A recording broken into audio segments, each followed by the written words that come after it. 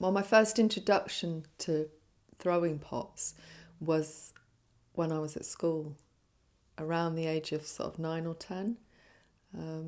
Just a very short stint really at throwing pots, and I remember that I could actually do it. I could throw a pot. I remember the teacher congratulating me that I could throw a pot. I didn't really do any pottery again until my 20s, when I worked with people with a learning disability. I was an assistant to a workshop leader in Edinburgh, and the pottery teacher there, Donald Kerr, really became my mentor. I remember him saying that you had to throw 50 cups before you made the perfect cup. So I took that on board. I would stay late after work practicing my throwing, developing my technique. And then I moved to the west coast of Scotland. I had children and I also worked at the same time. So I didn't really have room for pottery at that point. And it was not until some years later, in my 40s, where I sort of had the urge to be creative again, and knew that it was pottery that I wanted to do. So I went to an evening class and got back into throwing almost immediately, back on the wheel. I knew I was where I was meant to be, throwing pots. Eventually got my own wheel at home. My husband built me a little workshop in the back garden where I've got a wheel now. What I like to make is functional pieces of pottery that are hopefully beautiful as well. I think the colour and the form is very important, as well as it being functional.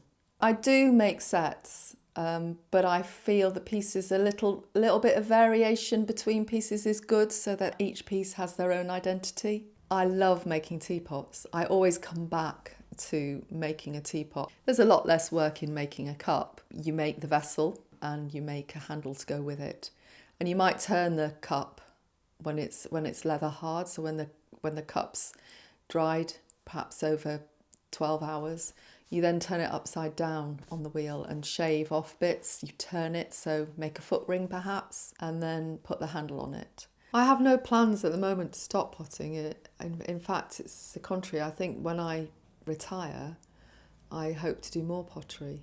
I think I'll have more time, more energy, and I'm looking forward to that opportunity of exploring being more creative in what I make, having more time, because I think creativity does take a lot of time and you need a lot of downtime when you're not making. I think making pots is the way I express myself, my creative expression, if you like. And I really enjoy the experience of just forming something just from me that I have done, I have made, I have coloured, I have fired, and it's something I hope that people will enjoy using. So once I've glazed a number of pots to go into the kiln, I bet then fire up the kiln, goes up to around 1260, so very hot, and it takes a couple of days to fire. Basically anything can happen in that kiln, and you get surprises every time you open the kiln. You know, a pot will surprise you with its colour, and also disappoint you at times as well.